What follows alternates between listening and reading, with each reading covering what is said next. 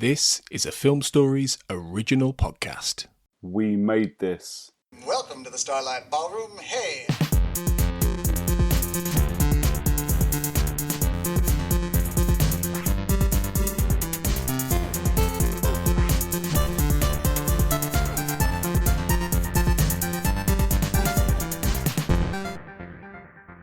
Hello everyone and welcome to Shipwrecked Comatose, a Red Dwarf podcast on the We Made This Podcast network. Alright dudes, my name is Kurt North and I am your host this week, and as always I have my co-host with me, Mark Adams. Mark, it's been a while since we've spoken, officially, so how are you doing, mate? How's things going? I'm alright, yeah. I was trying to think of a witty Red Dwarfy way to respond to that, but you've already said alright dudes, so I'm done. Okay, fair enough. Think of one for next time.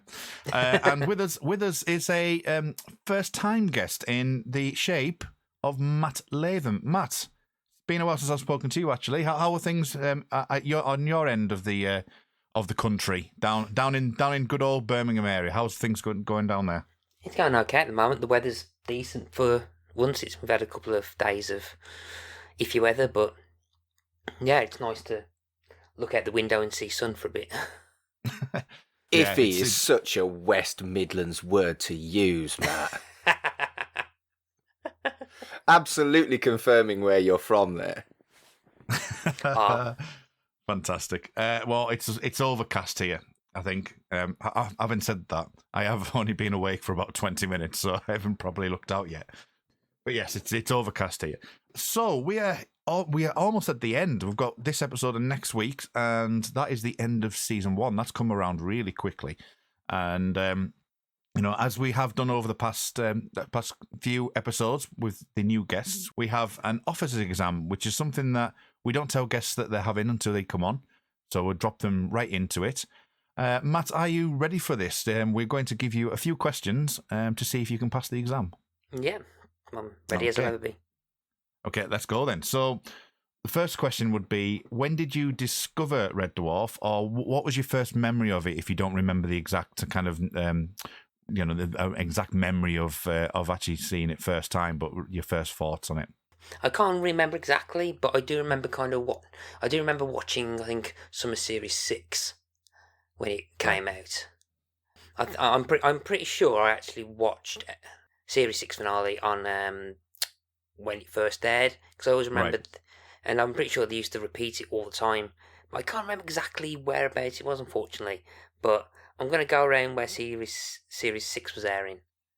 Right. Okay. That's fine. And did you after that go straight back? Do you remember going back through the seasons in order at any points, or did you just catch them as they've been on BBC? I think I've caught them as they went on BBC, really, and I remember watching Series 7 when it aired, because I was a fan at that point, and Series 8, and then I remember getting the DVDs. So I've got like particularly when the first 8 series came on DVD with the coloured colour scheme with all the extras and stuff. Definitely got all them. I remember getting them when they came out straight away. Yeah, but I can't remember. I really can't remember. I can't pinpoint a moment when I first remembered it, unfortunately. No, I don't think you're alone with that. It's one of those. I mean, it was so long ago. It was 1988 when it came out. So it's it's over the years. I mean, it's not even like 8 years that it was on, was it? Because season 8 had a gap, season 7 had a gap between season 6. And I was been listening to the likes of Rob Grant and Ed Bye speak on the Red Dwarf kind of reviews that they're doing, because we're currently in quarantine at the moment, and they're doing the episodes and just talking about how they put them together and things, and we've mentioned this on the podcast as well. It kind of formulated in my mind that they said about season 1 not being once season 1 came out, that didn't come back for a while, and it didn't get shown on TV. It was not to be repeated on TV, and I think that there's been a couple of times where people have come onto the show and have said, well, I don't think I remember seeing season 1 till the VHS comes out. And that explains why, really. So, I mean, that's one element to it. Now, all the other guests that we've had on, including Mark as well, haven't seen or have only seen elements of the new Dave series from Back to Earth onwards. This isn't a really smaller supplementary kind of question. This isn't the major questions that we have. But have you seen the some of the Dave stuff? If you have, what have you seen? And if you haven't, why haven't you seen them? I think I've seen the majority of them. I think there are bits of Series 12 that I haven't. I've definitely seen Series 10 and I think Series 11. Because I have Series 10 on Blu-ray. But I'm pretty sure I ended up watching the majority of Series 11 on the UK TV website. And so instead of and I think I've seen bits of 12. I don't know if I've seen all of it. Yeah, well, it's interesting when we did, when I did Don't Mention the Sea with Mark, I completely forgot season 12 existed. but that's another story. Okay, so question 2 would be, what would you consider to be your favourite episode through the entire run of Red Dwarf? They get harder as well, Matt. Yeah. Favourite episode? I don't know, actually. It's... Matt goes to Google. Red Dwarf. I'm trying not to go to Google. I don't know. I can't think of any favourite episodes. I've got favourite moments, which I think overshadow bits of quality of episodes. So I can't really think of an episode off the top of my head that I can say. There are moments I love, but they conflict with, I think, the overall quality of them. Oh, bloody hell! You're gonna fail. You won't if you don't pass. If you don't pass, you're not on. Okay. No pressure. I've certainly forgotten every single episode of Red Dwarf. Watch out, we're on again. There's a Series 2 episode. I can't remember the name of it exactly. Something for the memory. Thanks for the memory, or... Oh, yeah. Yeah, which I think, where it is the Lisa Yates episode, which I really quite like, because there's a lot of... Because I think it's a very character-focused and quite interesting episode about the relationship between Lister and Rimmer, which I really quite like. And there's a lot of interesting setup and structure in how it's done. So I'm going to go for that one.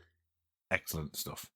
Now, so the next question would be, what would you consider to be your favourite season? It's either 4 or 6. And I can't remember why. 6.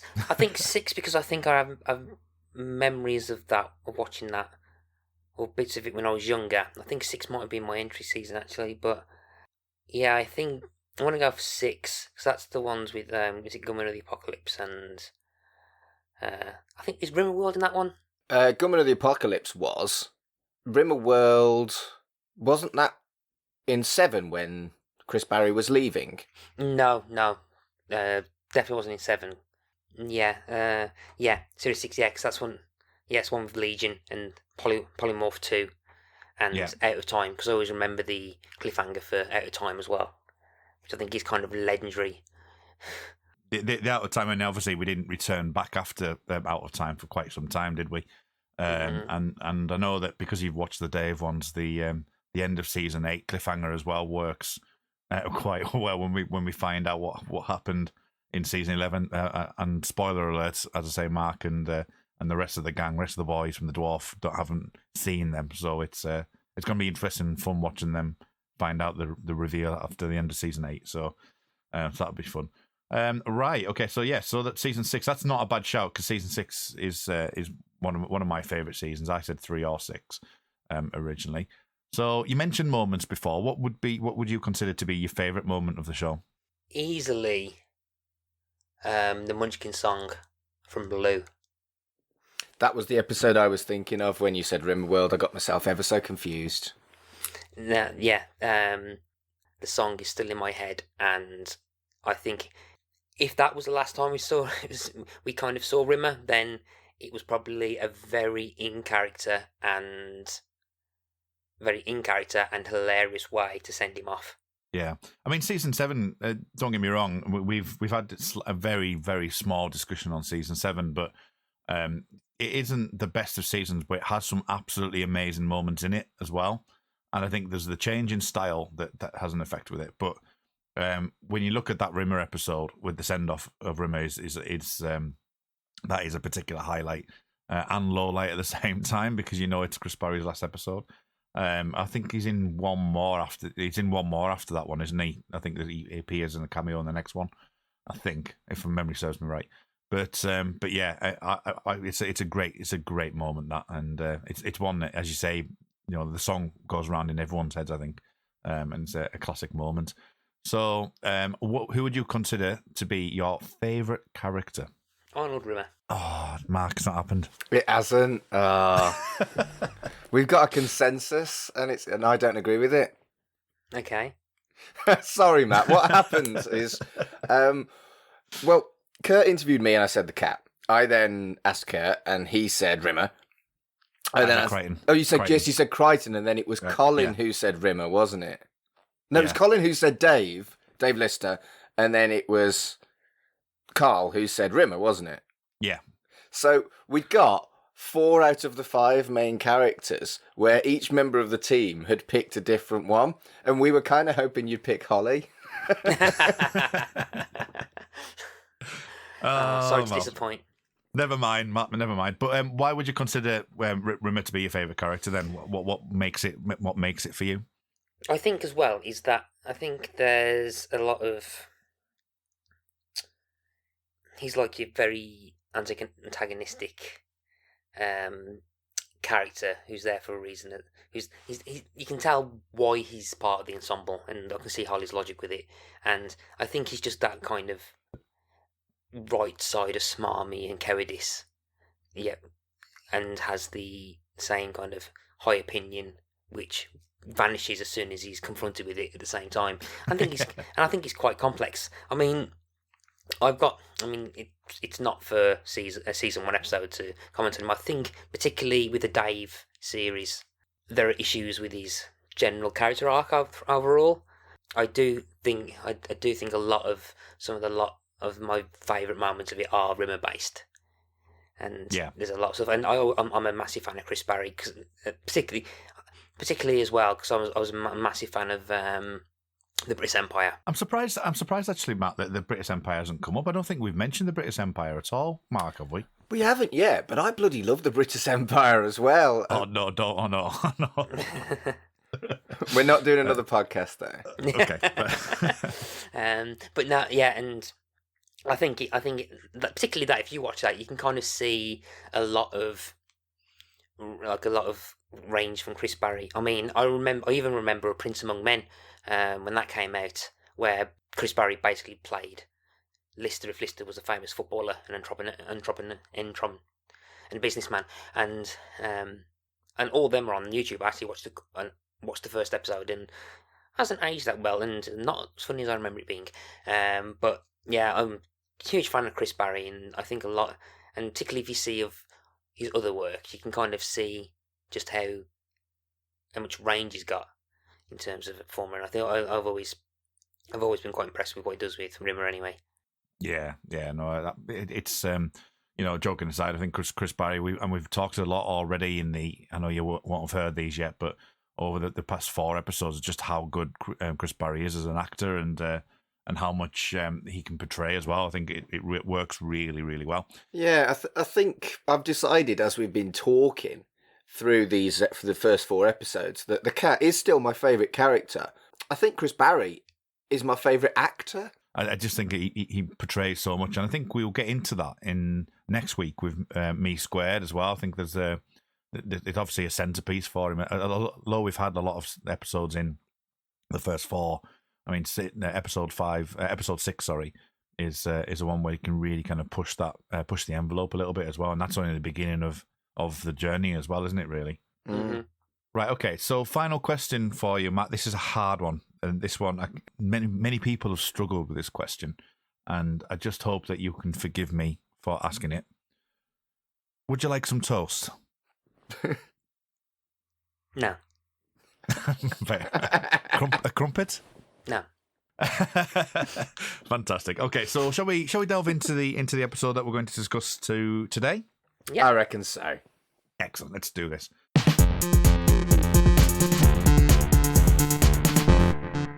Right. Okay. So we're talking season 1, episode 5, and it's Confidence and Paranoia, which aired on the 14th of March, 1988. This episode starts with a conversation, as usual, the crawl of Holly zipping across the screen, giving us the actual backstory of the season so far, and his little joke about the man who works for the post office. But we jump into the first scene, which is Lister watching a romantic, what sounds like a romantic story on a typical 4:3 TV, which is always good to see. He's drinking a beer milkshake and eating fries and just kind of slobbing about. What did you make to this opening scene, Matt? And it's adding another, not necessarily another layer. We've seen it before, but this kind of romanticising of Lister's character, really. What did you think to that? I always think it's quite interesting in terms of how little he thinks of his hygiene and everything. He's very focused on human interaction and connection and basically the idea of romance as well. And it's something that always gets picked up quite a few times, particularly in the first era of Red Dwarf, but I think kind of gets faded in later series, where he longs for a connection with people, and it's always kind of like nice to contrast with the fact that it's Rimmer he has to contend with, because he doesn't have the opportunity to explore that side of him. I think it gives him a kind of goal to eventually get towards, so he doesn't just go too comfortable. Because I don't know if you've, the time recording, I don't know if you discussed about the choice of why Rimmer, but I think if Lister was able to have that without kind of driving towards it, then it will probably crush him if he didn't. Yeah. If he didn't go the way he thinks. So having that kind of romantic dream and chase, and it is. I mean, like what. It is kind of like a rough character arc throughout the first series of actually the quest to get Kachansky's like hologram disc.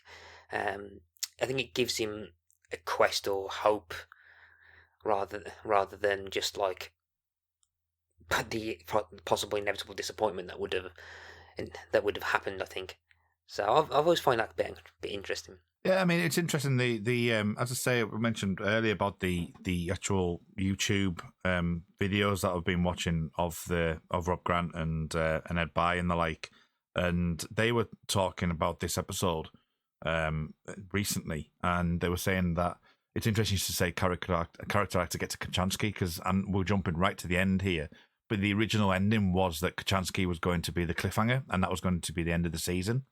So the fact that they've built that as an arc, and at the end of episode 5, they've quickly changed it, and then Me Squared, which is coming next week, was kind of thrown together because of the fact that they went one more episode, and the fact that they changed the story. It wasn't going to be Kachansky; it was going to be Rimmer being duplicated and stuff. And I thought that's interesting that you mentioned that, because it is all building to the fact of him getting the girl in some ways, and depending on how the story would have went, it would have gone a lot differently had it been Kachansky at the end. I mean, Mark, what did you think to the opening scene here? Well, from what you've just said, I'm glad they didn't bring in Kachansky. I think that would have been too soon for them to do that, and Lister being lonely is a huge, huge theme of the show. And I'm glad that they gave it time before they brought in Kachansky, because I think Me Squared is better than any episode where Lister wins could have been, I think. I didn't know that, and like I say, I'm glad it didn't happen. But my first observation was, what the bloody hell did the post office do to the writers? Every one of the Holly gags has been a random dig against a random occupation, but it's not been stuff like, like they've had a go at PE teachers and they've had a go at post office workers. And these aren't like, I don't know, traffic wardens who you would expect them to attack. I've never before or after seen anyone particularly upset with anyone who works at the post office. Wasn't Rimmer named after a prefect or that one of them went to school with. I'm pretty sure Rim was that, but then, and I think the quote was that we didn't base him on his personality because that would have implied that he had one. So they're not. So they have form in their targets, so to speak. Mm. But yeah, I think Matt covered it really. That they're very much emphasising the loneliness and the story arc of how we do expect him to get Kachansky by the end of this first series, I think. And I love the build, and I love that they didn't pay it off as well. I think that was quite subversive. Yeah, it is interesting now.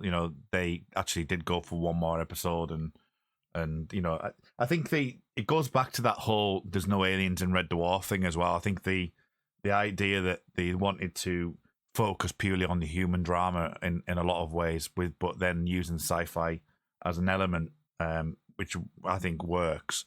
By keeping free the idea of not going down the kind of Star Trek route as such, or what any major TV show set in space would do, which would be you go and see an alien of the week, kind of forces them. And Rob Grant has talked about this, that it forces them to look at different ways of writing stories, and I think that Confidence and Paranoia is another one, case in point, as well as most of the season, really, because you've got Future Echoes, which is the main sci-fi element, but you've got the end, which is the beginning of the story. Waiting for God, we've discussed about recently, but all of them are kind of like stories designed around the human experience, and I think that this one is no different, really. But having Lister in isolation, it's quite relevant for now at the moment. With the whole COVID thing, but yeah, it is interesting, but I think that the romanticizing of Lister works really well as well. I think that having that dichotomy of Lister watching a movie like that, and but then him being slobbish on the counter with his with his t-shirt, and the bit where he spits the drink out, which is just terrific. But I really do like that. So what did you make to the Holly interruptions then? I mean, we get this gag returning a few times that I can think of in memory as well, with the deletion of his memory. How did you think that worked, Matt? I quite like it. I mean, there's because particularly with the first couple of series, when they don't have that much money, they do have a good job of building up and setting up the long form of some payoffs later on. And the Agatha Christie one was actually one that always stuck into my mind. It's not my favourite. It's not my favourite Holly bit. That might come up sooner rather than later. But I do quite like the idea that this scene on computer was I've read everything now. I've done everything. Can you can you delete something? Wait, what do you do that for? Who's what? Did I? I don't remember that. And I think it's just perfectly in character. And it has quite a nice payoff later on in the episode, I think. Yeah, it does, and we'll get into that. But I think also as well, I think it adds to this feeling of Red Dwarf being, just empty, just an empty vessel. That as much as it's a gag, it's they've literally done anything. You've got Lister who's watching a story, and just that slobbish and that kind of bored, but he's into this particular film because he hasn't seen it before. And you've got Holly who's literally seen everything and read everything, and he has to delete his memory because they've reached the epitome of knowledge, and he's bored. And what I like about it is literally someone. I mean, it happens again with the next scene where he's trying to watch it. Lister goes off and he tries to finish it off there, and Rimmer comes in. He keeps getting interrupted, and as much as he's been isolated, he keeps getting interrupted for the very thing that he actually physically wants to do. Everybody's had one of those days, haven't you, where you're trying to do something that you've been really looking forward to, that you don't want any interruptions, and then all the fucking interruptions in the world happen while you're trying to enjoy something. Everybody's had one of those things, and this is a science fiction sitcom, but this is very much on the sitcom side of the two elements of Red Dwarf. But previously in the episode, not 5 minutes ago, there was very much the science fiction of it, with the human condition explored through remarkable and extraordinary circumstance. So within the first 5 minutes, it's gone, yes, we're sci-fi, but we're also comedy. And they're so good at that with the writing in Red Dwarf. It's something that, particularly as we've been perhaps analysing it more than me sitting down and having a laugh, that I've noticed again and again and again as we've gone through these episodes. Yeah, no, I would agree with that. I think the depth is there to see. It's there to see when you do look and analyze it in more depth. And I find that with a lot of things as well. I find that there's some comedies which are just out there, but this one is layered, and I really do like that. There's one thing before we move on from this scene. There is one thing I wanted to ask you both, inspired by it. Holly says that the worst book of all time was the Kevin Keegan book of football or something. I don't agree with that. I wanted to ask you both what you think is the worst book of all time, because I've got 2 candidates. That is throwing me for a loop. Right, well, I'll go with mine first then, and you can either agree or come up with something as an alternative. The 2 that I came up with are the worst books of all time are 50 Shades of Grey and Twilight. Well, considering that I haven't read them and haven't touched some of the barge pole, then I would probably agree with that. Would you like my angry synopsises of both of those 2 books? Go on. Okay, so as a tangent, as Mark's tangent corner. I do like a tangent, but 50 Shades of Grey is a book about a man who repeatedly sexually abuses a woman, and she likes it. It is a hideous transgression and complete and utter travesty when it comes to the S&M community. Awful book. And Twilight, I'll give you an example of why Twilight is so bad. If you were a 15-year-old girl and you found out that for 6 months a man who was 4, maybe 5 times your age had been sat watching you while you slept, would you go, how romantic? Or would you go, fuck off, I'm calling the police, you're a stalker? Okay. Which one do you think the heroine did? From the way you've worded it, I would say the former. Yes, and this is what young women, you're like teenage girls, are being influenced by, and it's not good. I really like your newborn daughter. I'm going to marry her in 18 years. Oh yes. Which is something that happens in the book as well. Yeah. Allegedly. Oh yes. Yes, it does. Anyway, what's the worst book of all time, boys? Oh, right. And why is it Twilight and 50 Shades of Grey? Well, as I say, I haven't read or seen or even done that. See, the thing is, I don't tend to read fiction, so I'm just looking at my bookcase now. I've got things like Into Tibet, the CIA's first Russian Afghanistan spy, which is a true story. Or I've got that sounds all right. Yeah, no, that's what I'm saying. Those are the type of books I can tend to read. I tend to read more actual story. Do you know what? I've just found. Hang on. The complete illustrated movie companion to Twilight. Ugh. It's in my case. Ugh. Oh, sorry. So I'm going to go with the complete illustrated movie companion to Twilight. That's what I'm going for. That does sound like a strong candidate. Matt? See, that's going to be a really tough question because fan fiction exists.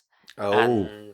And with technology is now, people can self-publish ebooks on Amazon. So and I've not really read anything I've inherently hated. So I think it's a really tough question to even say what's the worst book of all time, because guaranteed there's something even worse. Because I've got things on my shelf like Kenny Dalglish's autobiography and U2 biography. I've got things like Robbie Fowler's biography. Yeah, I've got my what's it called? Michael J. Fox's. I tend to read stuff like that. I don't really read fiction in that way. I've got a couple of Dan Brown books because that must have been at the time. I must have been interested in Dan Brown when that film. Well, not the film. His books became popular, and I think if I reread them, I'd find major problems with them. I think because I used to work in a library, I would try and read things that were popular at that period in time. So I've read Dan Brown, I've read Twilight, I've read 50 Shades of Grey, but there wouldn't have been choices that I would have gone to by myself, Yeah. you know? So maybe I am being unfair asking you for that, because I have a unique experience. I've also got one which might come in handy with which was really good. Derren Brown's Tricks of the Mind. That's really an That's a interesting great read. book. I enjoyed that immensely. So yeah, so I can't answer that question purely because I tend to read those type of books rather than fiction books. Let's just I'm say afraid. it's Twilight and 50 Shades then. We'll go with that, unless Matt's got another candidate, fan fiction or whatever. So. I can't think of any, unfortunately. Any Mulder and Scully fan fiction, which what's the word? Oh my God, what are they bloody called now? Are you talking about shippers? Yeah, shipper. Any Mulder and Scully shipper story, fan story. I'll go with. Even though I've not read any. I can't say that's something I would ever prioritise in my reading list. All right, okay. So shall we go back to where we were? Are there any shipper fiction for Red Dwarf? Guaranteed. Oh, can we read some shipper fiction for Red Dwarf? Matt, could that be your homework? We've given homework to people. Could that be your homework to find us some? The answer is yes, Matthew. Do I have to? Yeah. I suppose. Come back next season. You don't have to read them. You just have to tell us what they're about. Okay, I'm going to make sure you regret asking me. Okay, that sounds like a promise. Okay, right. So we're in the bunk. We're talking to Rimmer. He turns off the TV. Obviously, Rimmer, Lister's trying to watch it. We've talked about that. And we find another little inclination to Rimmer's character, the fact that Lister thought that the officers' quarters was decontaminated. It's on Rimmer's list to do, but he hasn't got round to it. It's on, and then he kind of kerfuffles his way through, saying, well, it's on Wednesday's list. It's on Wednesday's list. Now, it's a great way of getting into the fact that Lister has been contaminated, but it also speaks to Rimmer's character, really, doesn't it, Matt? And what do you think to that way of bringing that into the show? I think it works as well. I think it works quite well because you're basically having to establish the plot through exposition and dialogue, and it pretty much works that way. And it does have like Rimmer's kind of like anal obsession with doing duties, and again, it could be the fact that he's either doing everything, but then probably not doing it well, or just is either has got lists, but just either doing the easy ones or not. So that's a good question, that, actually. Does he do everything and just does it badly, or does he? Because I don't think he avoids work, does he? Really? No, because I'm pretty sure he's very anal about the fact that stuff has to be done. You just can't physically do it. Yeah. I think everybody's had that to-do list where they just can't get over the hump of it, and people, you can work really, really hard and get fuck all done. And I think that's what they're saying about Rimmer here, is that it's not about the fact that he's lazy, it's about the fact that he's incompetent. Yeah. No, that's a good point, that, because it's something that I thought about but not really formulated in my mind that he does that. And it's interesting that you say, Mark, actually, about the fact that not getting things done, and especially with Lister being interrupted all the time, because that is effectively what, not nowadays because there's no one physically in my building when I'm at work, but normally in a normal everyday situation at work, that I'm in such a role that any problems tend to come to me. And, there's about 90 people in the building at any one time. So I literally walk through the front door intending on doing something of my job. And the minute I walk in, someone comes over to me and goes, "Oh, Kurt, do such and such, or I've got this problem. Can you help me with this?" And that is my day through the years has been like that. It's been literally one thing after another, and it's like an amalgamation of the two here. Because for me, the way that my job works is that I have every desire to do the job I'm meant to do. And then people will ask me, literally newcomers to the, it be a director or whatever, will come and say, "What is your role?" And I say, "I can't tell you, because I walk in the building and I just don't know what I'm going to get." but I have like a list of things that I need to do and never get round to them because there's always something else happening. And but I am competent. I'm not incompetent, so, which I'll just put that out there. But yeah, so there's a couple of things here as well. There's the first ever mention of Yvonne Magruder as well, which was nice to see. And they start having this conversation about love being designed by bank managers. What did it take to that then, Mark? Well, I think this is the first time in 5 episodes that something hasn't aged well and kind of hit me in the woke the woke early 10s left wing right on hippie homo. I didn't like how it was implied that it was a bit rapey, the whole Yvonne Magruder thing. She was concussed when he had sex with her, and that's the first thing that I think I would describe as 80s ick that I've seen in the entire run of Red Dwarf so far. It was only a small thing, but I've been so positive that I noticed something I felt like I did need to be negative about. Yeah, so what do you... Because there's a couple of bits within this. There's the... I don't know if it's this episode or the next one where he does the punching sign as well. He says, "I'll give her one," kind of thing as well.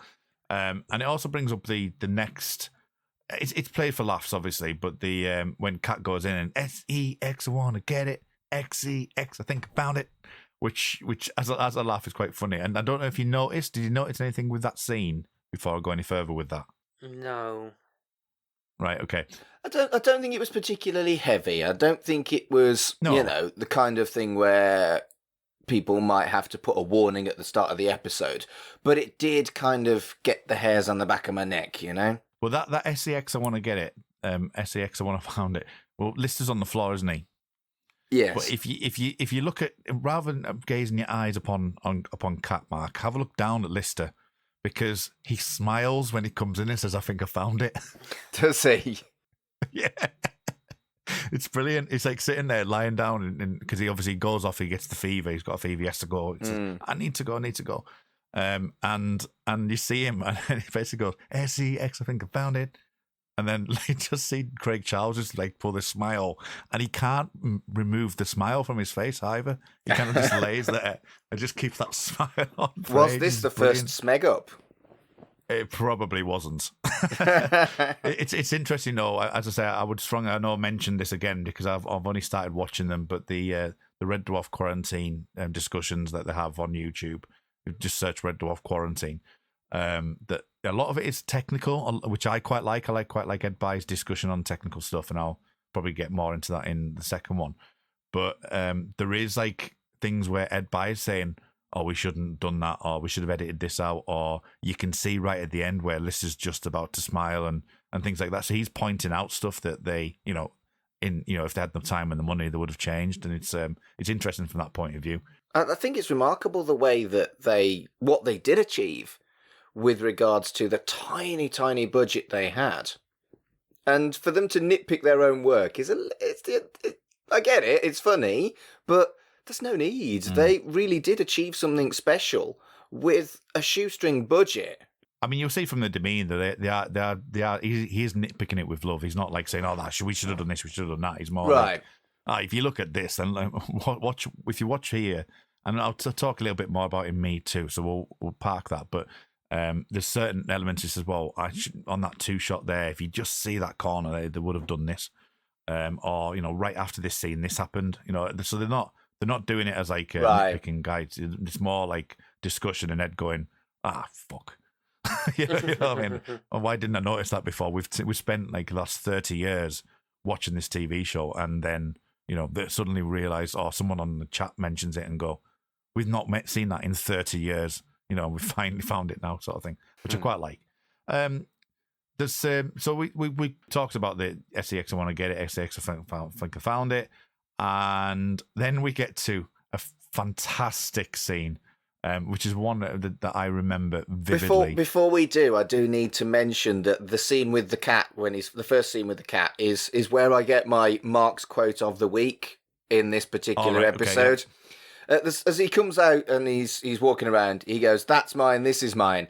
And if I go to a buffet, in my head, I will be like, "That's mine, this is mine." And I do it all the time. And consistently 5 episodes in a row, there has been something that the cat has said that I still do and say 30 years on. Oh, it's brilliant, isn't it? Matt, have you found that? This is something that's more of an officer's exam thing, but have you find yourself quoting Red Dwarf on occasion in the high street or just elsewhere within your normal life? In places, yeah. I mean, like, it's like, man, the amount of times I probably said Smeg to myself, I'm like, oh, Smeg hell. Which is probably the big one. Yeah. Can't think of anything top of my head under pressure, but it might just be so ingrained in my subconscious that I haven't noticed. But I do think that's the scene that kind of encapsulates the cat as a character, though, with the whole "this is mine, this is mine, that's mine." Apart from that, I don't want that.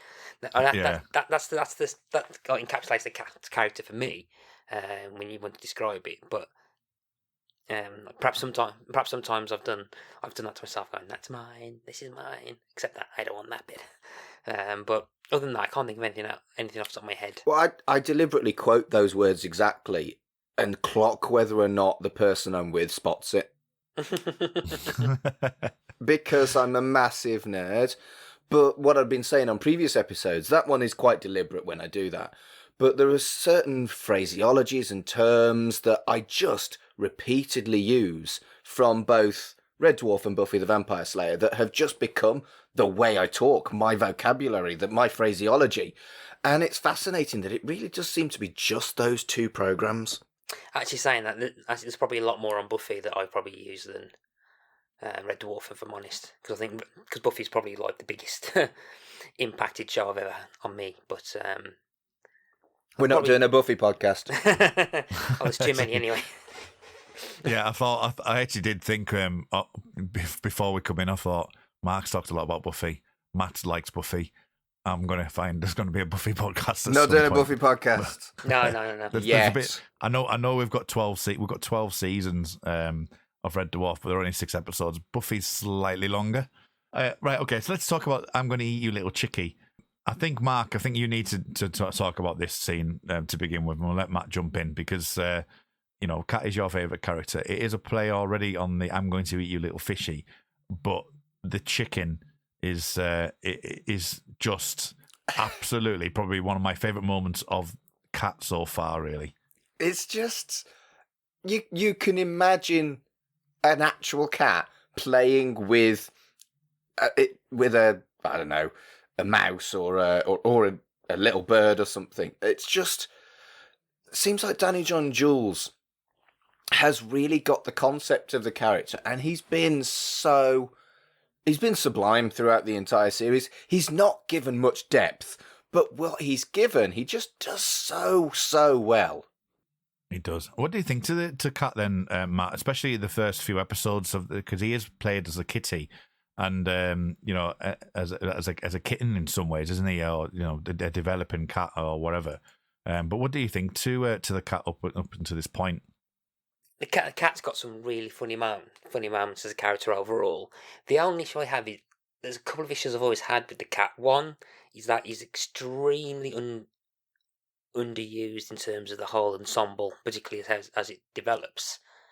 And two, I've always held, particularly with a lot of earlier episodes, that if the cat wasn't there, it wouldn't affect the episode, apart from losing a few funny scenes.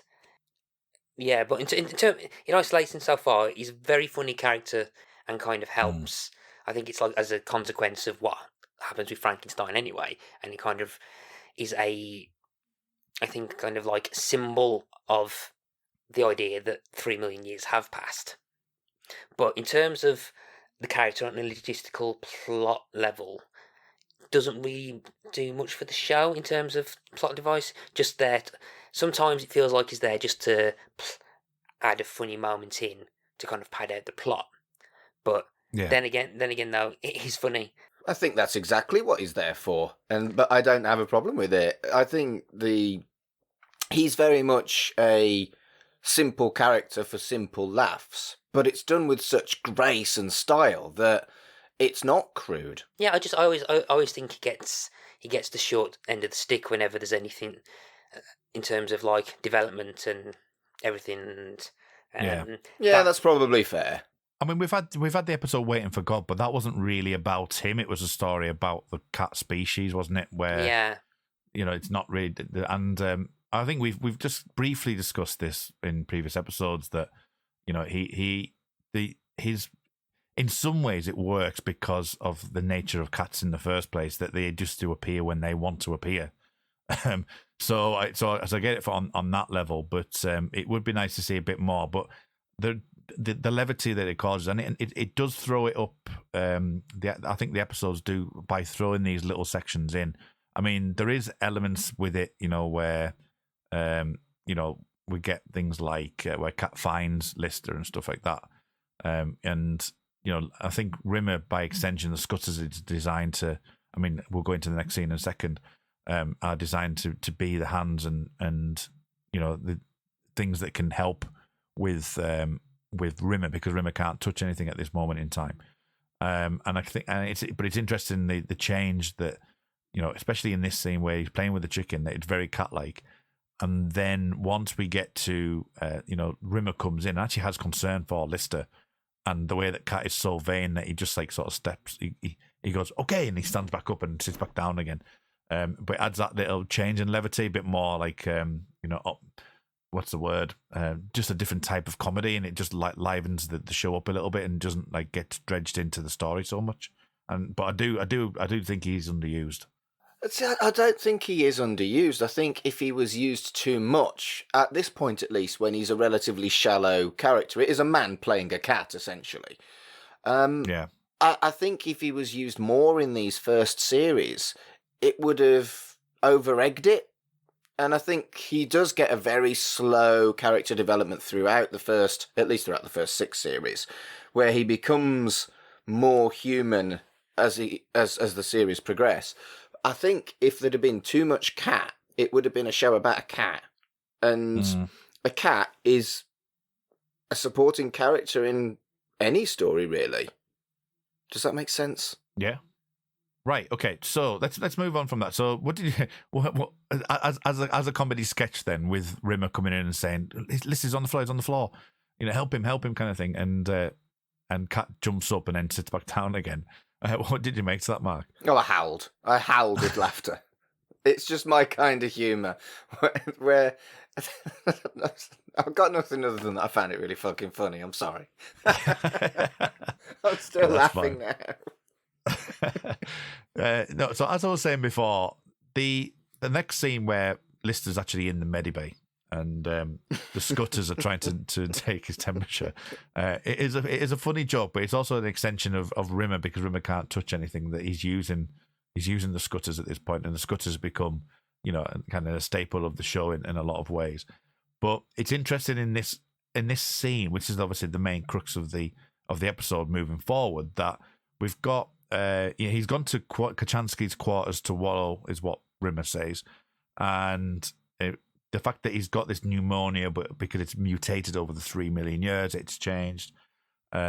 He mentions confidence and paranoia, and they also mention the red herring and the mayor of Warsaw, which was something that I wanted to bring up on the Red Dwarf quarantine thing. Was Rob Grant says that he thought that he got that from somewhere, but whenever you Google it, it comes up saying Red Dwarf put this as a thing in.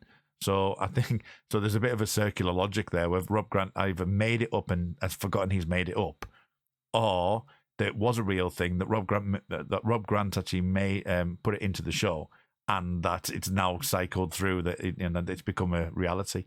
On that kind of vein, are any of you familiar with either Jenny Murrell or the World of Crap website? No. Jenny Murrell, I think she was a writer for Den of Geek, and she got kind of comedy writer. She has like a blog called World of Crap, and a lot of it is kind of like going through old annuals and stuff. And she's wrote a lot, kind of like analysing old episodes of Rainbow. Wow. Okay. Yeah, and like, but in like a very kind of like, oh look a Bumblebee and a serial killer, that kind of level, and it's Right. very very funny. I think she actually released a book, I think, on an Amazon ebook as well, which is also quite funny. But I do remember a tweet saying that whenever now she tries to Google stuff on Rainbow, a lot of the stuff that comes back is stuff that she's written. So Oh yeah, yeah, so that could well be true. It could be, It's but it's just interesting. That I looked at it and was quite willing to be prepared to say, it's just something that Red Dwarf have put together and just used, because Warsaw didn't have mayors. They had something else and whatever. But the fact that then Rob Grant says, I'm sure I heard it somewhere that it was the case, and then but when I've searched for it, all that comes up is Red Dwarf. Is that's interesting. But yeah, that's a good analogy. That's really interesting. Say that I've just googled mayor of Warsaw, and there is a current mayor even. Right. Okay. Yeah. Right. I'm not gonna insult the Polish by even attempting to butcher the pronunciation, but there is the mayor of Warsaw is mayor of Warsaw is an actual thing apparently. The mayor of Warsaw. Does Warsaw get a mayor? Is it civilized enough? Yeah, actually, yeah. I'm sorry, it was a cheap gag. I couldn't resist. Well, not blood related, kind of extended family related to a previous mayor of Warsaw, I think. Cool.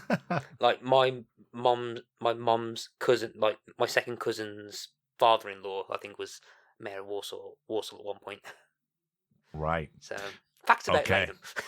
Latham. That's enough, Latham. Thanks very much for that. But we've got there's a couple of bits within this as well. The fact that this confidence and paranoia, we'll bring it up here, because this goes back to the fact that there's no aliens in Red Dwarf kind of thing. That the confidence paranoia is very much in similar kind of storytelling as like the devil and the angel on each shoulder kind. That kind of storytelling. It's interesting that they use the words confidence and paranoia. I think personally, I think that it's interesting that they kind of go the psychological route with this, and especially with the show being quite psychological overall as well. But this is an interesting development, and the fact that they use this the pneumonia that's been mutated. And the people that come up are confidence and paranoia, that's been born within the show, so they can bring in characters like that purely because it's within the framework of the show is really interesting in itself. But what did you make to the confidence and paranoia characters, Matt? Before we actually get to see them, but this is the first mention of them and the fact that they are born out of this disease. They are pretty much like extensions of Lister as a character, so I think you're kind of exploring Lister anyway, and it is quite interesting when you think of them as separate characters, because you've got the kind of like confident aspect of Lister, because he's never really seen himself as a slob. His physical appearance has never, his self-image has never been low enough for him to kind of like question how he looks, because he's always been quite confident in what he's been at. I think a lot of his paranoia example comes, I think, from his romanticized aspect of himself. So, and it's a lot more of his internal stuff. So it's a bit more of how he deals with people. I think that how he deals or interacts with people that comes from his paranoia, rather than his outwardly physical stuff. Because I'm pretty sure there's always been occasions where like everyone tries to comment on how slobbish he is, but he just doesn't see it. Mm. Yeah, and it's just tripped off his back. But it's always been whenever I think anyone challenges his personality or his viewpoints, that's when he gets kind of paranoid about stuff. So yeah, and I think I think it's quite nice that gets established a bit here as well. So and elements of, and like kind of like the more superficial elements of his character are the ones that get boosted by his confidence, like his musical skills and his like physical appearance, whereas a lot of where the paranoia kind of gets underneath his subconscious thoughts. Yeah, I think it's really well done. I agree. And I'm glad that they went with confidence and paranoia rather than angel and devil, because because the secular element of it makes it a lot more science fiction-y in my head, and really gets deep into the speculative side of science fiction. And for me, a mutated virus, when I was watching this in the middle of COVID-19 lockdown, that was a bit of a slap around the face. And I don't want I certainly don't want my confidence and paranoia turning up. I think my paranoia would be, well, I don't think I'd like him very much. Although saying that, I don't think I'd like my confidence either. I think my confidence would irritate me very, very quickly. It's interesting to say that, because I myself have, I'm working in this in this world that we're living in the moment with COVID, and I'm quite a pragmatic, as I mentioned before. I'm quite a pragmatic person, but there is an air of confidence in the fact that I'm going to work, and I don't really feel the I don't feel like I'm being agitated to go to work. I don't like wake up in the morning and go, oh, I've got to go to work now. I don't have that feeling. But and I go to work and I do get on with my work, and I have to deal with people. I have to it's been interesting and a learning curve for me, because you've got things like dealing with different characters and different people reacting in different ways, and there's a lot of psychological, and I think this is coming back up to what we're saying with this episode. A lot of psychological elements that you have to deal with. So I've had to deal with people who are really concerned and really quite scared, but they're also worried and things like that. So my confidence, I would say, is quite high. I'm able to go to work. I don't really have any major concerns. I do things in a pragmatic way, in a risk assessed way, because that's another element of my work. But yesterday I went into the city and to get some prescriptions for Mum, because she's being shielded, so she has to stay at home. So I went into town, and I did not like it whatsoever, and I did get quite paranoid because it was something that I'm not used to. I've been going to and from work since this has all happened, so I'm used to that. I'm used to just going, well, my job has never changed. Well, my job has changed, but my routine hasn't. I still go to work in the morning or a night shift or during or middle shift. I still deal with things when I'm at work. Yes, my role has changed. I've become a manager of an area which isn't my area, but it's still the same routine. The minute I went into the city, I got a little bit more paranoid, because it was like, oh, I haven't been here since this all kicked off, and it affected me more than I thought it would. So that, in a psychological aspect, really is interesting, because you look at what's happening here with his confidence and paranoia. But it's obviously ramped up because of the way that storytelling works. Is an interesting concept, and especially in this day and age that we're living in now. Yeah, and I think you've you've hit it on the head. You mentioned you don't really have faith. I certainly don't have faith. I think confidence and paranoia are universally secular, understandable elements of everybody's psyche. So regardless of whether you have faith, you have no faith, whatever type of faith you have, whatever kind of person you have, you will have elements of your own personality that you're confident in, and elements of your own personality that you're paranoid about. So I think by making it more inclusive than an angel and a devil, it was not only a perceptive way of them to deal with that kind of idea, but it was also very, very sci-fi. Again, going back to the idea that maybe in 30,000 years' time or whatever, there isn't any need to make it specific about religious elements of people's lives. Yeah, it is really interesting. It's nicely done, is what I'm getting at, and making it secular makes it inclusive. And I mean, jumping ahead. But then again, if you're listening to this, you would have seen the episode anyway, or you're not going to be devoid of spoilers. I mean, because technically, the confidence which you'd probably have as the angel on the shoulder, technically he's the villain of the episode.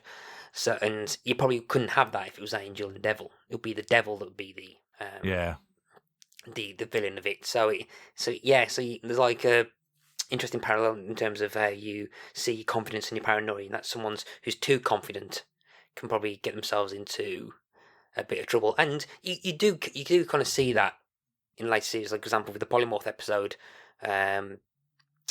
like with the native aspects of Lister becomes a kind of gung ho action hero. Yeah. Whilst it probably wasn't foreshadowing in the slightest, there's at least like the establishment that if Lister didn't have that level of paranoia or those aspects to him, then I think a lot of his kind of like self-preservation would have been gone as well. And I think then like the fact, I don't think it gets too deep. I don't think it gets delved that much in here. Then like I think in the back of his head, he is like the last hope of humanity as well. So so I think the paranoia aspect kind of helps protect his self-preservation. Whereas if he was following the confidence, as you'll see later on, then he's basically buggering the human race. Absolutely, and I think that there's an element of too much paranoia is a bad thing, but also too much confidence is a bad thing. There's a real message in this episode, and the reality is we balance our confidence and paranoia because that's what being human is. This is really quite deep stuff, but in my head, until I saw this, I would have assumed that your confidence, your paranoia, looked like a very hot version of yourself and an ugly version of yourself. And I wondered why they went with these two different actors rather than Craig Charles playing himself. But I actually think I prefer this. What do you think? Do you think it would have worked better, or do you think it wouldn't have worked as well if they'd have had two Craig Charleses doing this? I suppose they do that later on, don't they? To a degree, with, as you say, with the likes of the polymorph one, where and the Inquisitor is themselves as well. Yeah, the Inquisitor and things. They do deal with that. I mean, from a logistics point of view, I would have thought that we've got Me Squared coming up, but you'd have to do more split screen and more second runs at episodes and split the filming up and things, and to be able to create like multiple versions of him. But I think it works quite well because the way that they write it is that confidence is the epitome of what he perceives it to be. Yeah. So it's like it's his perception of it. Where if it was him perceiving himself as a better person, it could work. But I just think that maybe especially as on screen, it gives you more of a feeling of what he perceives confidence to be and what he perceives paranoia to be, because especially the way that they're acting it as well. The fact that he's wearing that, the paranoia is wearing that suit and he's shriveled up and he's kind of like sort of laid back and kind of well, look at you kind of thing. Whereas paranoia is very kind of Elvis looking and has that American swagger to him and stuff like that, which I think it works. But it would have worked, I think, but I do think that it probably works better in this era of the show, and this way this works. It probably does work better. And not just for the budgetary reasons. I think it really does make a difference. Which American late night chat show host would be your confidence? Oh shit! Because when he appeared, I'm like, I recognise that guy, and even though I've not watched anything, because I didn't realise it was Craig Ferguson until I had to look it up on Wikipedia. And okay, it's nowhere. Probably not as big over here, but he used to be one of the many late night chat show hosts in the US. So he was like up against unless he was like he got Jay Leno and the other guy and what's his face and Doohickey. Wow.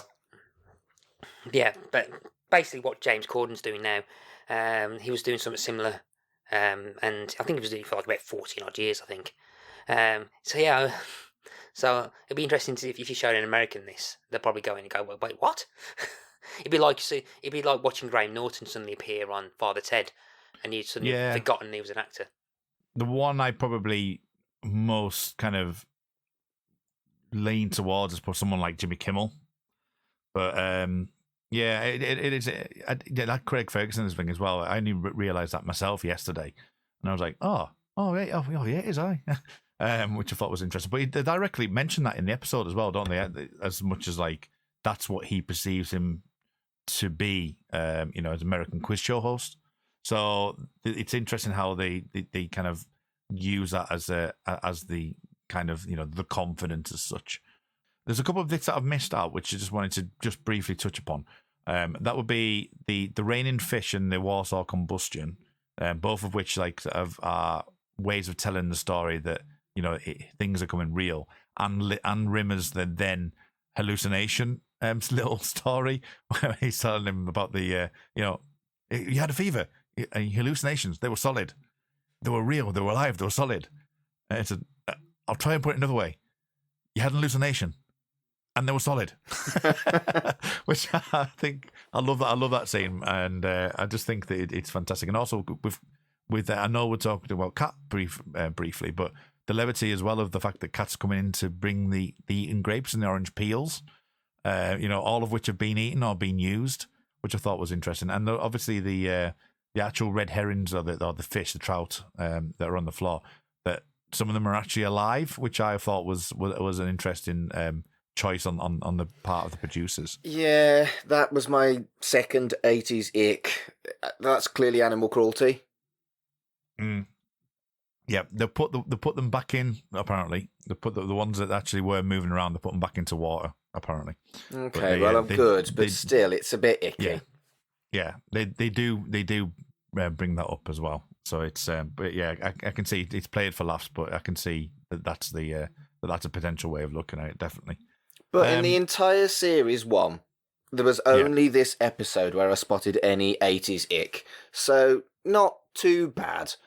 I watch a lot of older stuff, and sometimes I wish I wasn't so woke, because it does ruin my enjoyment of stuff when things that I used to be very fond of have something in that that's now problematic. Yeah, I can see that. That's the one thing about like going through things critically. As much as you find deeper stuff, that you will find other things, and it comes with the territory. But I think that you've got to take it in the context in which it was made, and it was a different time back then.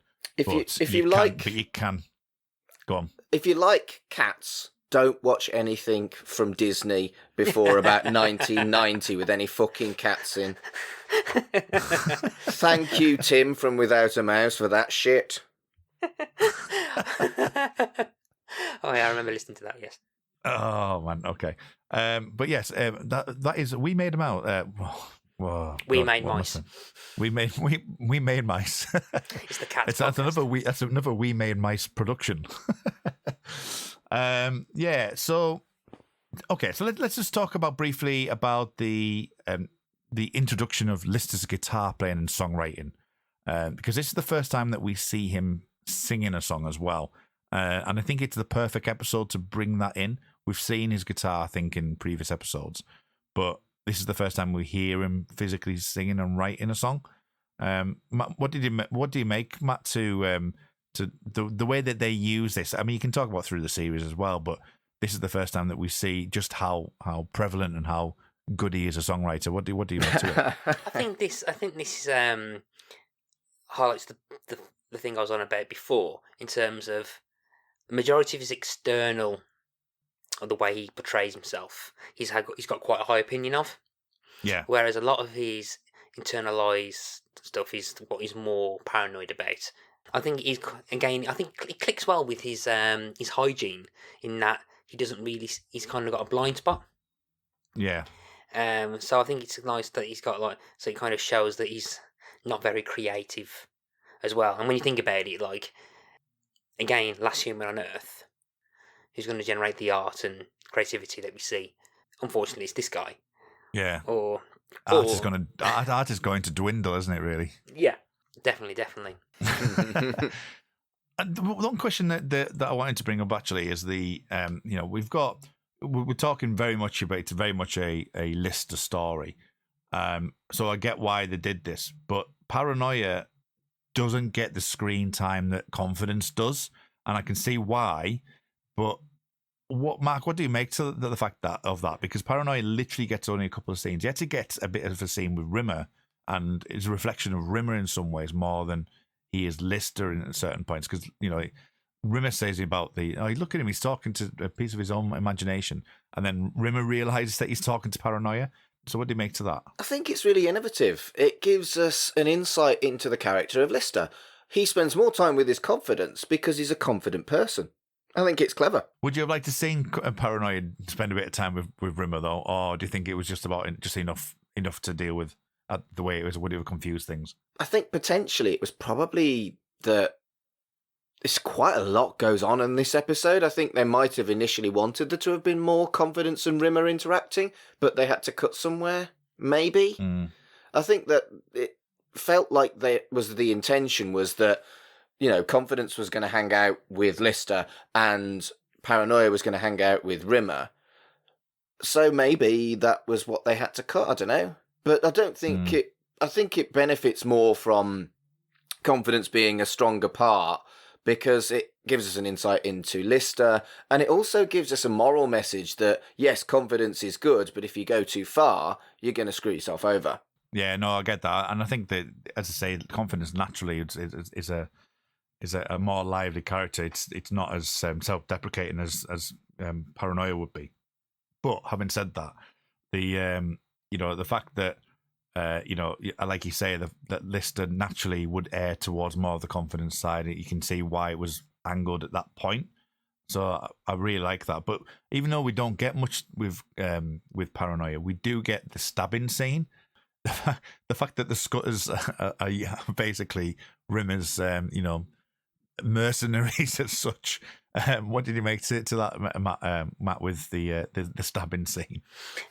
Before then, something just popped up in my head that I was going to briefly mention. It does involve a slightly future episode in terms of Confidence and Paranoia, and again how it relates to Rimmer. Because it's the first appearance, I think it's the first or second appearance of Ace. I can't remember which episode it is. It might be Dimension Jump, but there's a bit where Ace Rimmer talks about the choice that, or what happened, or the path that Rimmer took, which sent him to what we know with Ace, and that's when he got held back a year. Yeah, and that's Dimension Jump. Yeah, and that was the moment that made Ace Rimmer. And I think a lot of that might be because of the paranoia. It might be the paranoia, all those negative aspects, or that quite self-questioning, which I think Ace Rimmer eventually would embrace and make him and like push himself. Whereas we all know what happened the other side. And I think as you were just talking about the Confidence and Paranoia stuff, I think, and I was trying to see how. I mean, there's not much in terms of how much. There's not much in terms of Rimmer being explored here, but I find it quite interesting that those seeds can be argued, get explored with Rimmer in a completely different way later on in the series. In terms of like the confidence side of Rimmer was actually probably based because the paranoia side of him was probably amplified when he was in school and held back a year. And I'm not. It was only until like yourself and Mark was talking about the confidence and paranoia stuff that cropped into my head, and I thought, oh, okay. So there's a interesting moral. It's not like black and white. It's more a different kind of way and stuff, and they kind of not in the same way, but they kind of like touch upon that with Rimmer later on. So yeah, anyway. Yeah, well, it's interesting you say that because both Mark and I decided that we were going to do this podcast on a whim. And yeah, we did. But what I'm finding is that, and I think that hopefully, fingers crossed, that when the listeners do get to listen to this and to listen to our view of it, because I think that we're naturally taking a look at this, not necessarily scene by scene, joke by joke. Or wasn't that a funny joke?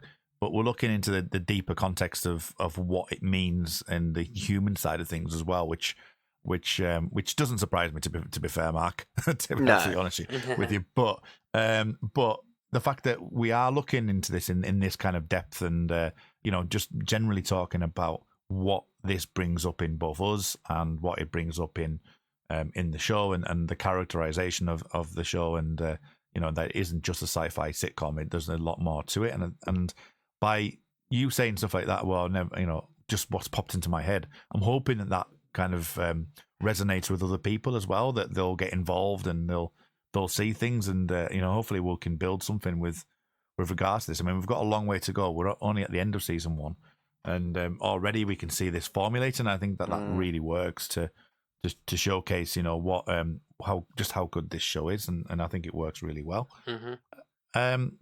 The only thing that I would like to touch upon with that stabbing scene, I thought was and then totally going off that and going, no, that stabbing scene, that's funny.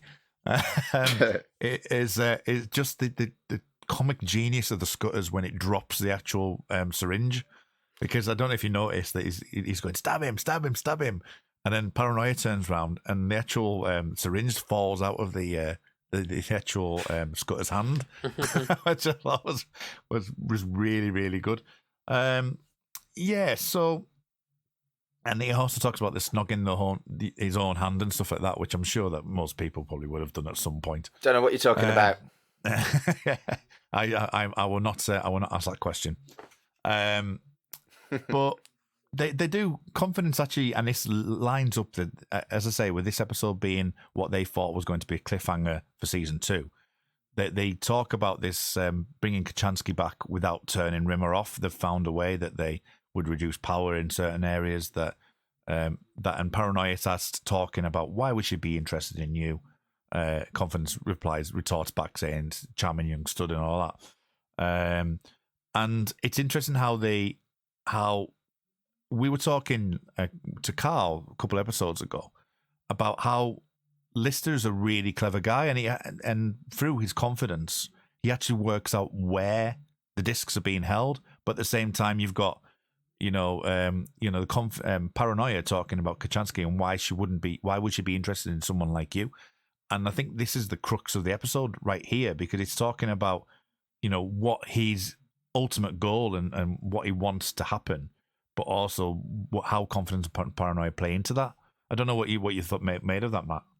Again, I think it does highlight, as much as confidence is inevitably the villain of this piece, it does kind of highlight the positive aspects of Dave and how and perhaps why, as a main character and the heroic one, so to speak, it highlights I think it's the show trying to highlight that there are elements that when they get into the more sci-fi territory, that Dave can believably be a kind of hero, or an intelligence enough to be someone rather than just a bum.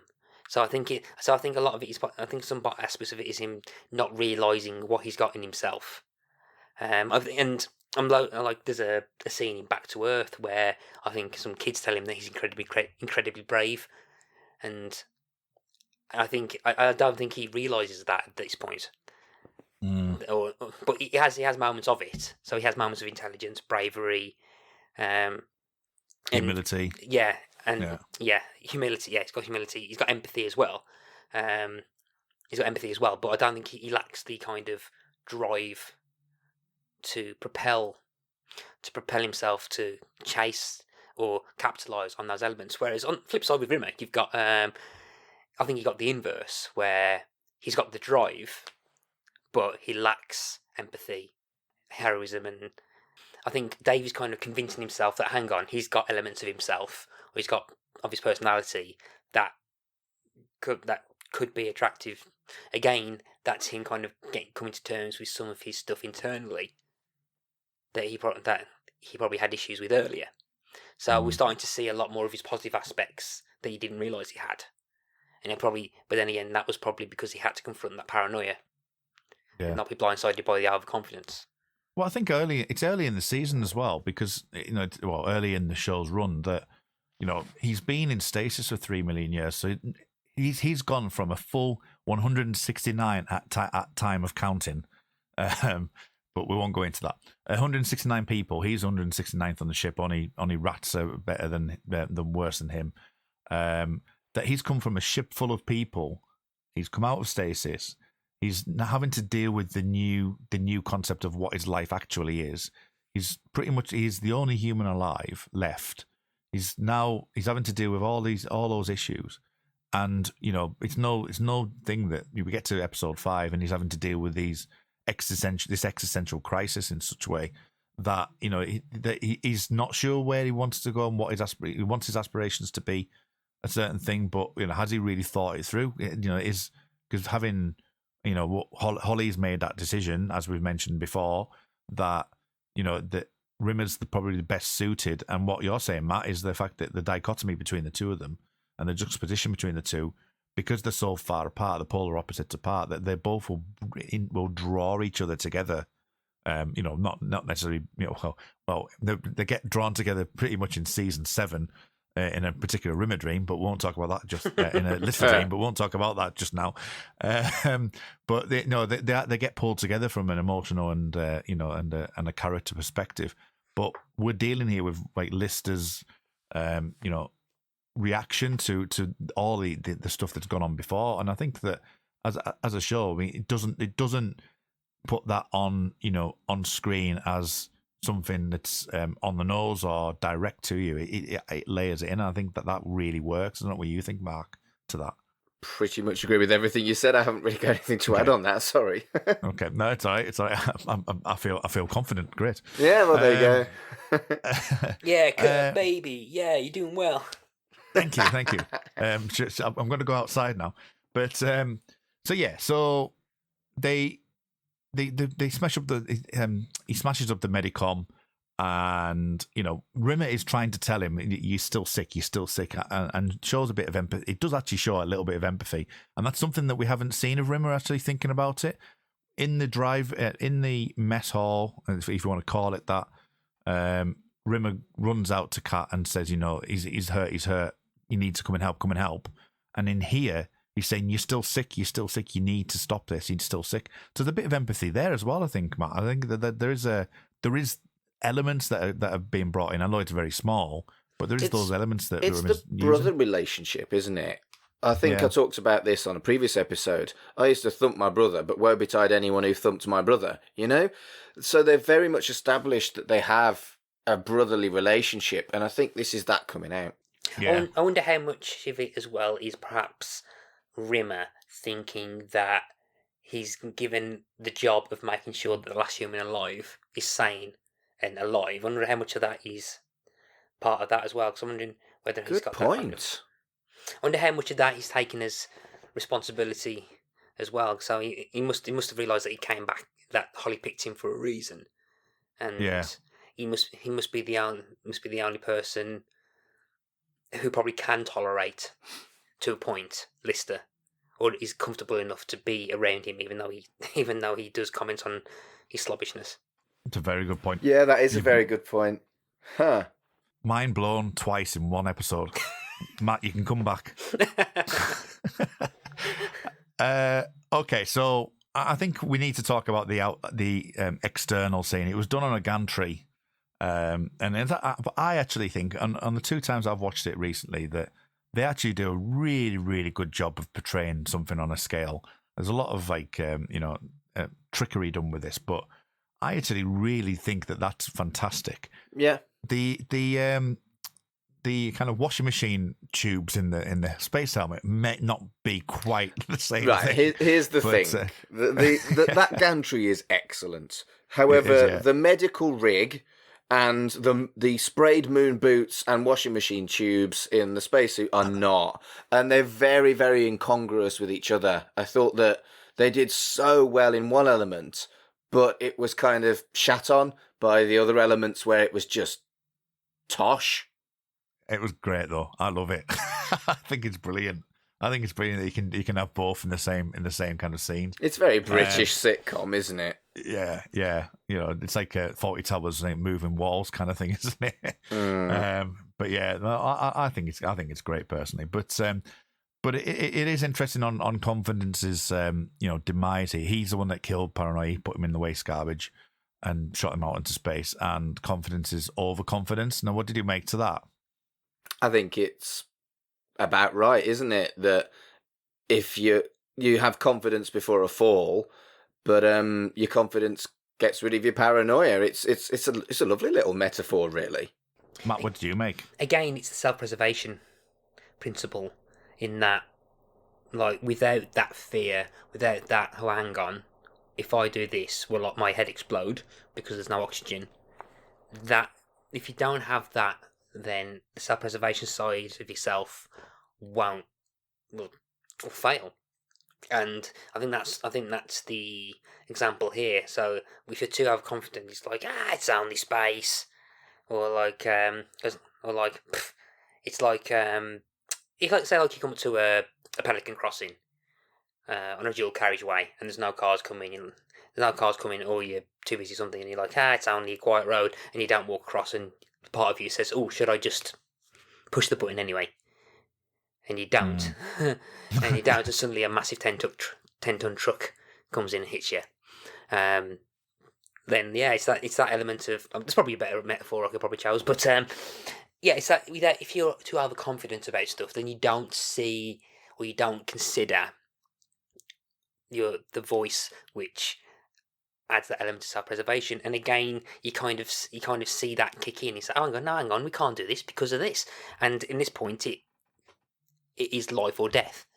And without that element of paranoia, yeah, and if Lister just pretty much gave him confidence, he would have took his helmet off and died.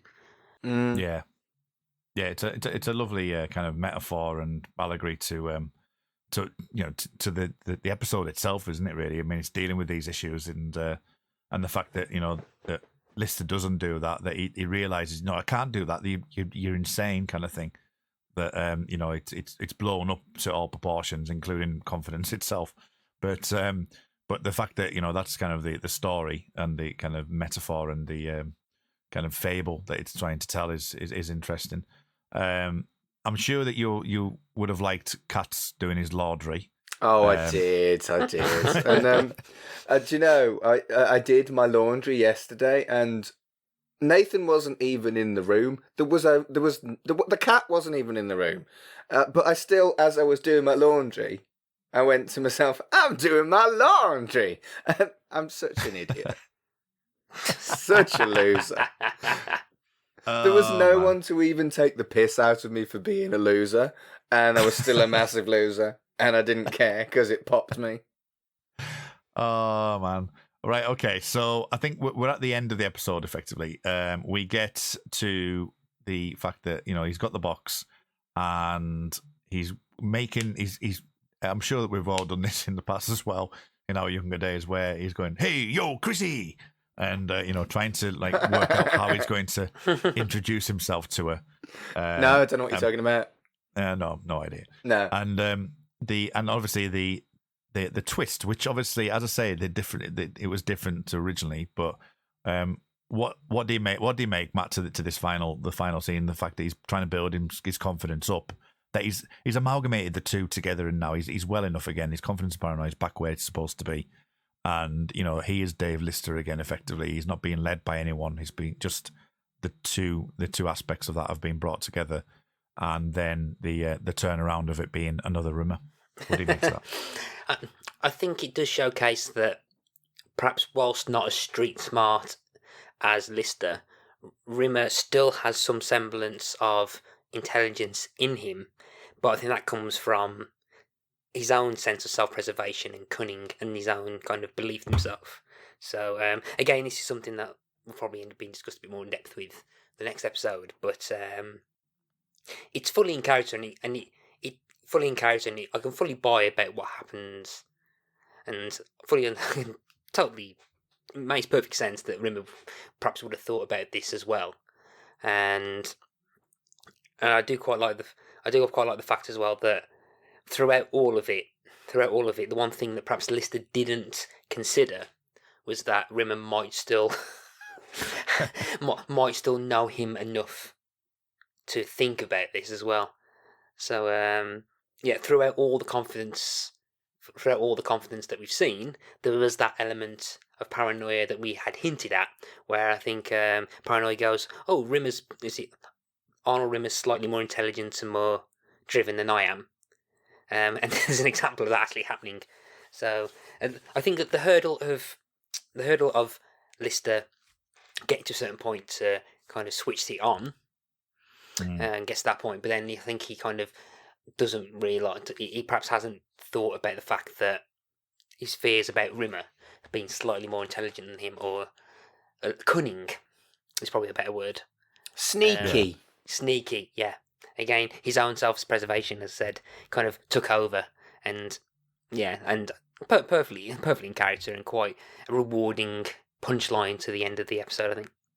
Yeah, I think if you look at, in some ways, there's two made scenes that will refer back to that, because you've got one, the fact that Rimmer knew that Rimmer must have known and was cunning enough that if Lister did figure it out, and Lister's clever enough to figure it out as well, So there's that say that brotherly interplay as well, Mark, as well, where you get the fact that Lister's managed to work it out with his confidence is gone. Somewhere you put it under my nose. If you were to it's a solar panel outside, and then Rimmer's being clever enough to think, well, I'll put it there, but that's not the end of the game. So I do like that interplay. Yeah, and they don't like each other, but they've already started to respect and understand each other a lot more. Just 5 episodes in, and that's character development that I never really thought of up until, well, about 5 seconds ago. But then, how long have they known each other before the end? That's the thing I never fully got. There was a strong sense of them.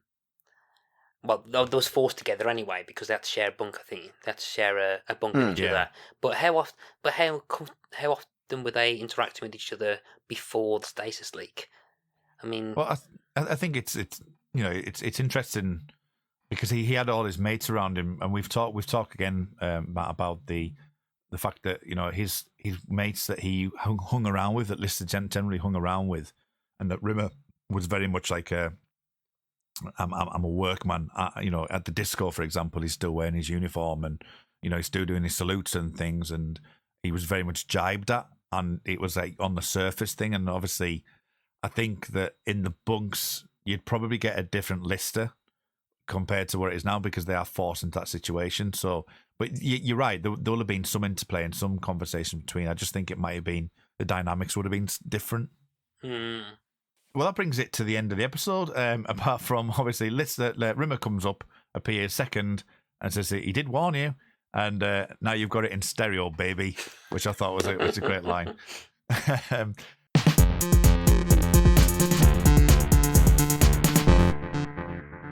So what we do, Matt, now is we pick out a favourite moment of this episode just to finish off, and then we'll find out what you're up to. So what would you consider to be your favourite moment of the show, or a moment you'd like to pick out from the show itself, the episode? Probably be the stabbing section. There's a bit where he goes, okay. "Oh yeah," and then I think he's like saying, "Oh yeah, this is his name. We call him Stabbing." Right, excellent, Mark. What would your you've had your cat moment and your phrase moment as it's become a regular thing now. But what would you pick out as your moment for this episode today? I'm doing my laundry. Excellent. Okay, I'm going to go with, and it's totally inadvertently, I'm definitely going with the smile of the of a unconscious Rimmer, unconscious. I keep saying unconscious Rimmer, unconscious Lister. I definitely suggest that you go back and watch that because it is brilliant. I love it. It's fantastic. So that brings us to the end of the episode. Next week we are going to be talking about Me Squared, which is the series finale, the season finale. So that's going to be fantastic. It feels like only last week that we were talking about the beginning of Red Dwarf. And, and we're here 7 weeks later, and we're at the end of season 1. I want to thank everyone for listening up until this point. So check us out next week where we will be talking about Me Squared.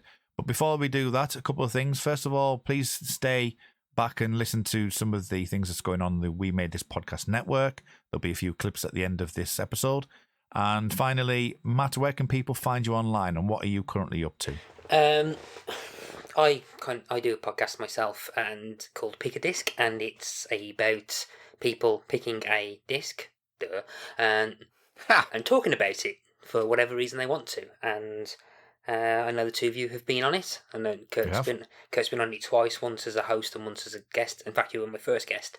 You were the guinea pig for the format. So yeah, and you can find us on Facebook, Twitter, Instagram under Pick a Disc. So yeah, you can find us there. And Mark, where can people find you online?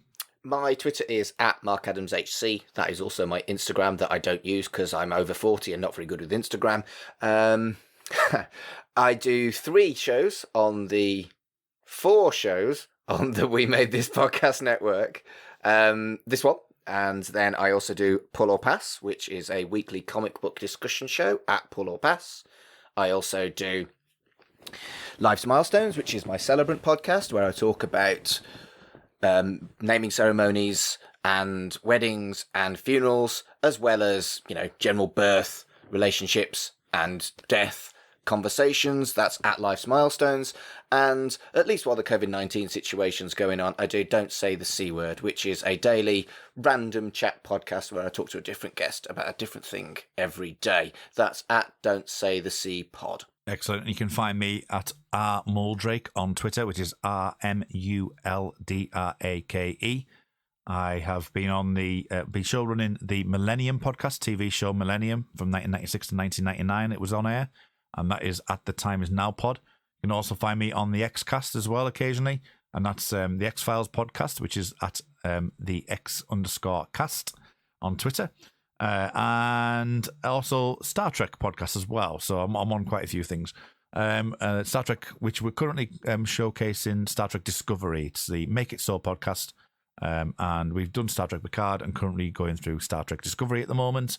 You can find that at the Twitter handle at Jean-Luc Podard. But yeah, but until next time, thank you everyone. Thank you, Matt, for coming on. Thanks for your first episode. You'll be back next week. But until next time, Elsewhere on We Made This. I'm in a band podcast. We also had access to a container because our recording studio is on the site of a container business. And JP's Kitchen. It really is the Pedley empire. We've got Tony Pedley, the container magnate. It's like something out of Only Fools and Horses. On his business card, it says a space technician. He's a space technician. and it's technically right. It's not false advertising though, really, is it? Because if it's a storage yard, he is technically a technician of space. Space. Exactly. Frame to frame. It'd be quite interesting for people, if they've seen Captain America the First Avenger, which I loved, to go back and watch The Rocketeer, because you'll think, oh wow, there is actually a lot to be shared between the two films, not just the period in which they're set, but also that general sense of innocence, sort of exuberant fun. American optimism. Yeah. Well. So you've got Howard Hughes in The Rocketeer, that's sort of the great inventor. He's the one that's invented this rocket jetpack. And just the idea that, similar to something like Tomorrowland, in that sense of, we can look forward with optimism, we're going to use all of these great technical advancements, and we're going to use them all for good. And that's something that I think The Rocketeer has. And I think that's something that it shares with Captain America. The Sanctuary, a Star Trek, politics and economics podcast. Not only were his ideas seductive because of this idea of individual freedom, but because they, in fits and starts and not in a smooth road, his words were more or less borne out in the ensuing decades. And so the show kind of takes that as a premise, that the freedom of the individual to make decisions about their own time, their own resources, is what promotes, at least it suggests what a utopia might look like. Check out all of these shows and more on the We Made This podcast network.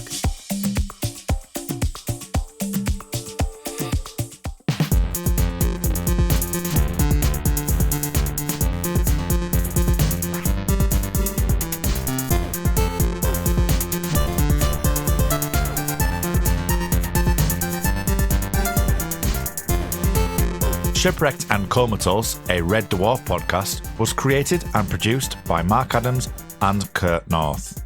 You can find us on Twitter at Red Dwarf Pod, and we are part of the We Made This podcast network, which can be found online at wemadethispod.com or on Twitter at wemadethispod.